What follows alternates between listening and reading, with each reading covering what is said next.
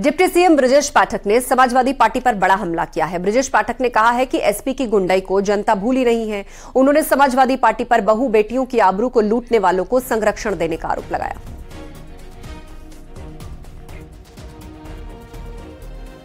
दीगर दूसरे दल हों, समाजवादी पार्टी का खास तौर से मैं कहना चाहूंगा, क्योंकि समाजवादी पार्टी की गुंडई अराजकता को प्रदेशी जनता भूली नहीं है। जब जब ये पावर में रहे हैं, इन्होंने गुंडों को, माफियाओं को आगे बढ़ाने का काम किया है, जमीन दुकान कब्जा करने वालों को आगे बढ़ाने का काम किया है, बहू बेटी की इज्जत आबरू को लूटने वालों को प्रमोट किया है।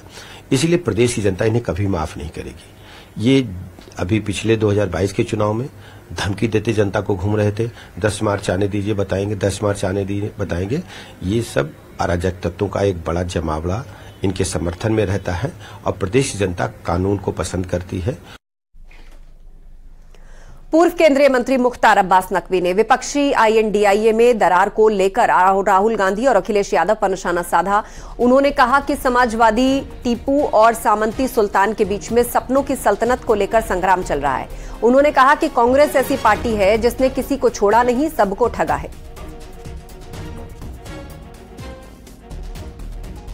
प्रदेश, राजस्थान, सब जगह विधानसभा चुनाव चल रहा है। इंडिया गठबंधन की बात करने वाले जो तमाम जो नेता थे, कहीं ना कहीं उसमें बीच में दरार पड़ती हुई नजर आ रही है। समाजवादी पार्टी ने अपने कैंडिडेट उतार दिए, जेडीयू अपने उतार रही है। ये जो समाजवादी टीपू और सामंती सुल्तान के बीच में सपनों की सल्तनत का संग्राम चल रहा है। अब समाजवादी टीपू और सपनों के सुल्तान या सामंती सुल्तान के बीच में जो सपनों के सल्तनत का संग्राम चल रहा है, वो इस बात को अच्छी तरह जानते हैं कि नरेंद्र मोदी जी की पॉपुलैरिटी, परिश्रम और परफॉर्मेंस ने जो है वो उनके जो जुगाड़ के जमघट को पनघट से कोसों दूर कर दिया है। और इसलिए इस तरह की चीजें आपको दिखाई पड़ रही हैं।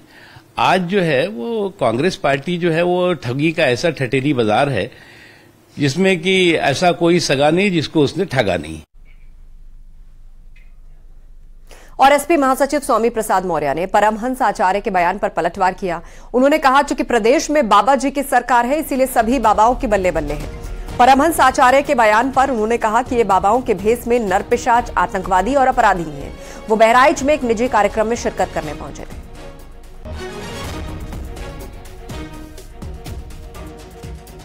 दिया गया है, उनके बयान के द्वारा कहा गया है कि आपका सर काट के लाने वाले को 25 करोड़ का वो इनाम देंगे। इस बयान पर कोई प्रतिक्रिया देंगे आप? देखिए, अपने को स्वनाम धन्य पीठाधीश्वर करने वाले लोग अपने असली चेहरों को जनता के बीच में उजागर कर रहे हैं। साधु संत और धर्माचार्य के देश में ये नरपिशाच है, आतंकवादी हैं। सुभाषपा अध्यक्ष ओम प्रकाश राजभर ने अखिलेश यादव पर निशाना साधा है। उन्होंने कहा कि एक तरफ अखिलेश उत्तराखंड में दर्शन पूजन कर रहे हैं, तो वहीं दूसरी ओर स्वामी प्रसाद मौर्य साधु संतों के बारे में गलत सलत बोल रहे हैं। राजभर ने कहा, अखिलेश यादव को स्थिति साफ करनी चाहिए कि वो स्वामी प्रसाद के बयानों से सहमत हैं या नहीं। तरीके से अखिलेश यादव लगातार देवभूमि उत्तराखंड में, कल वहां पर वो मौजूद रहे, वहां पर तमाम जगह पे दर्शन पूजन उन्होंने किया। वहीं दूसरी तरफ स्वामी प्रसाद मौर्य बयान दे रहे हैं कि साधु संत के भेष में नरपिशाच और आतंकी हैं। ये उन्होंने इस परिप्रेक्ष्य में कहा है। वो ये भी बोले हैं कि 25 करोड़ रुपए की बाबा ने उनकी सुपारी दी और इसको सरकार बचा रही है ऐसे लोगों को। एक ही घर में पार्टी है तो घर है, एक ही पार्टी में 2 चूल्हा जगे एक ही घर में, तो प्रश्न तो उठता है। अखिलेश जी एक तरफ दर्शन पूजन कर रहे हैं, दूसरी तरफ आरोप प्रत्यारोप उन्हीं की पार्टी के राष्ट्रीय महासचिव लगा रहे हैं। तो अखिलेश जी को विचार करना चाहिए, सोचना चाहिए कि इस तरह की बयानबाजी क्यों हो रही है। अगर ये बयानबाजी हो रही है तो क्या वो जा रहे हैं तो उन पे प्रश्न चिन्ह नहीं उठ रहा है। जो मैसेज जा रहा है समाज में, वो मैसेज यही जा रहा है कि अखिलेश जी अपने घर को पहले ठीक कर लें, तब उसके बाद दर्शन पूजन करें। परिवहन मंत्री दयाशंकर सिंह ने स्वामी प्रसाद मौर्य पर जमकर निशाना साधा। दयाशंकर सिंह ने स्वामी प्रसाद मौर्य को विक्षिप्त बताया और कहा कि सुर्खियों में बने रहने के लिए वो बयानबाजी करते हैं। सीएम योगी की तारीफ करते हुए उन्होंने कहा कि आज देश ही नहीं बल्कि दुनिया में योगी राज की तारीफ चल रही है। बहुत से राज्यों में लोग चाहते हैं कि उन्हें भी योगी जैसा सीएम मिले।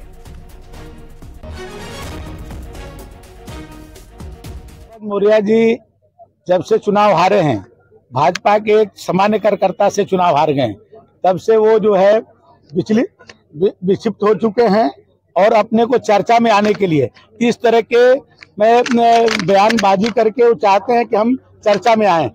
ये उनको अब सुधार करनी चाहिए और इस तरह के बयानबाजी से उनको बचना चाहिए। देख रहे योगी जी के राज्य को पूरे देश ही नहीं दुनिया में आज योगी जी के राज्य को एक उदाहरण के रूप में दिया जा रहा है। ऑस्ट्रेलिया का राष्ट्रपति कहता है कि योगी जैसा कोई हमारे देश में आ जाए तो मेरा देश सुधर जाए। देश के कई ऐसे राज्य हैं जहां के हाई कोर्ट कहती है कि कानून व्यवस्था को सीखना है तो जाकर के उत्तर प्रदेश में योगी जी से जाकर के सीखे, और कई प्रदेशों के लोग चाहते हैं कि योगी जी जैसा हमारा मुख्यमंत्री बने। इजरायल और हमास के बीच छिड़े युद्ध की हर ओर चर्चा है। वहीं फिल्म अभिनेत्री कंगना रनौत इस्लामिक आतंकवाद के खिलाफ इजरायल को सपोर्ट कर रही हैं। एक्ट्रेस कंगना हाल ही में इजरायल के राजदूत से मिली और एम्बेसी में तस्वीरें भी खिंचवाई। दोनों की इस मीटिंग की फोटो भी सामने आई है। कंगना रनौत ने दोनों देशों की लड़ाई में इजरायल का साथ दिया है।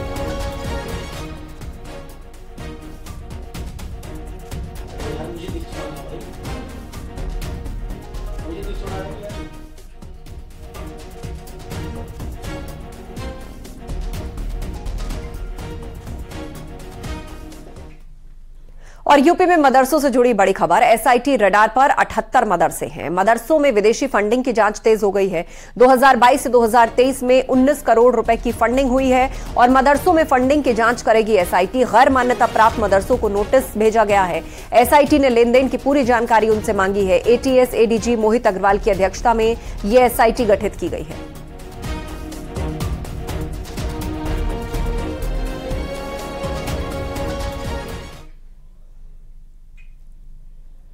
उधर मुजफ्फरनगर में करीब 1 दर्जन मदरसों को जिला प्रशासन ने नोटिस भेजा है। इस नोटिस में कहा गया कि अगर मदरसे को मान्यता हासिल है तो आप इससे संबंधित दस्तावेज संबंधित कार्यालय में 3 दिन के अंदर उपलब्ध कराएं, अन्यथा आपके मदरसे को गैर मान्यता प्राप्त माना जाएगा और आरटीई एक्ट के तहत उस पर कार्रवाई की जाएगी। अगर मदरसा खुला हुआ पाया जाता है तो शासन द्वारा 10,000 रुपए प्रतिदिन जुर्माना वसूला जाएगा। मदरसों को ये नोटिस मिलने के बाद मदरसा संचालकों में हड़कंप मच गया है।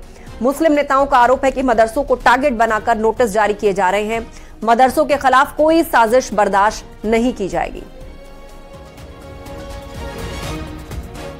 हमारे जनपद के अंदर मदरसों को टारगेट बनाकर शिक्षा विभाग के द्वारा नोटिस जारी किए जा रहे हैं। नोटिस में यह है कि ये मदरसे मान्यता प्राप्त नहीं हैं और उनको टाइम दिया जा रहा है 3 दिन, किसी को 5 दिन, कि 3 दिन या 5 दिन के अंदर मदरसे को बंद कर दिया जाए, अन्यथा 10,000 रुपये पर डे के हिसाब से जुर्माना दिया जाएगा। ये नोटिस गैर कानूनी है। ये सीधे सीधे तौर पर मदरसे को बंद करने का एक प्लान है। पहले सर्वे के नाम पर, उसके बाद टेरर फंडिंग के नाम पर डराया धमकाया गया और अब सीधे सीधे तौर पर नोटिस भेज करके मदरसे के मोहतमिम और मौलाना लोगों को धमकी दी जा रही है। हम इस नोटिस के खिलाफ कोर्ट में जाएंगे और आला कोर्ट में इस नोटिस के खिलाफ इसको हम चैलेंज करेंगे। बुलंदशहर के यमुनापुरम इलाके में बाइक सवार लड़कों ने शादी से लौट रहे लड़के पर जानलेवा हमला किया। हमले की यह वारदात मकान में लगे सीसीटीवी में रिकॉर्ड हो गई है। थाना कोतवाली देहात क्षेत्र की यह वारदात है और बताया जा रहा है कि 2 बाइक्स पर सवार होकर आए आधा दर्जन लड़कों ने लाठी डंडों से उसकी पिटाई की और फायरिंग की। इसके बाद वो लोग वहां से फरार हो गए। हमले की सूचना के बाद मौके पर पहुंची पुलिस मामले की जांच में जुट गई है।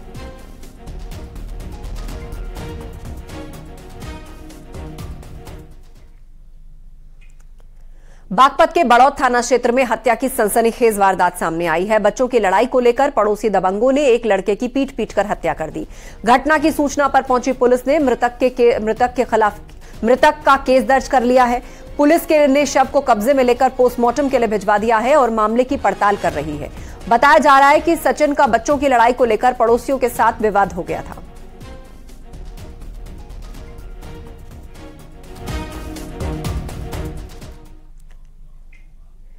सुल्तानपुर में पारिवारिक विवाद में बेटे ने बाप की गला दबाकर हत्या कर दी। हत्या के बाद आरोपी बेटा मौके से फरार हो गया।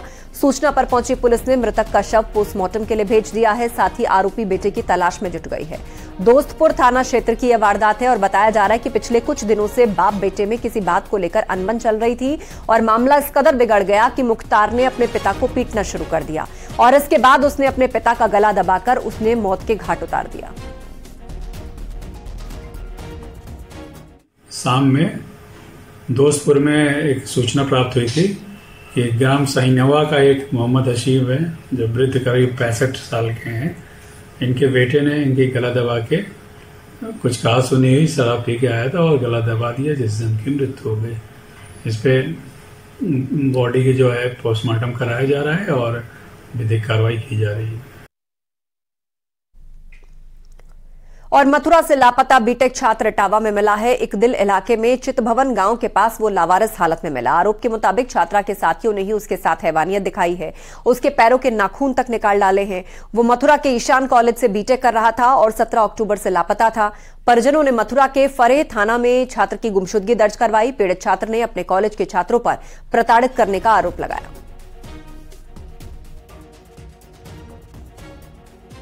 16 तारीख को कॉल उसी के मोबाइल से आई थी 9:30 बजे लगभग। और फिर हम 16 तारीख को मान लीजिए शाम को नहीं घर आया। फिर मैंने 17 तारीख को वहीं फरे पहुँचे। मैंने FIR मान ली गुमसुम की लिखवाई और उनसे पूछी ताकि उन्हें कि हमको मालूम ही नहीं सर कि यहाँ से चले गई। और सर हमको कोई मान लिया फिर वहाँ मान ली करके कार्रवाई बनी आते रही। फिर वहाँ मान ली गई बूझी उनसे उन्हें को कोई मालूम नहीं पता नहीं हो रहा है इसका।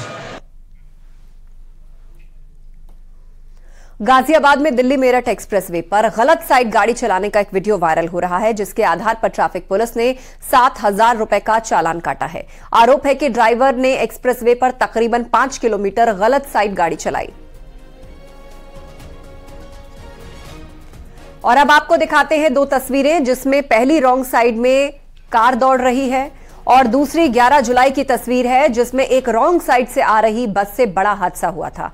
कार में सवार एक ही परिवार के 6 लोगों की मौत हो गई थी और मृतकों में एक 7 साल की बच्ची भी शामिल थी। ये SUV में मेरठ के रहने वाले 2 भाई अपने परिवार के साथ थे और दूसरा भाई और उनका 8 साल का बेटा गंभीर रूप से घायल हो गया था। उस वक्त बस ड्राइवर इंदिरापुरम से DME पर रॉन्ग साइड चढ़ा था।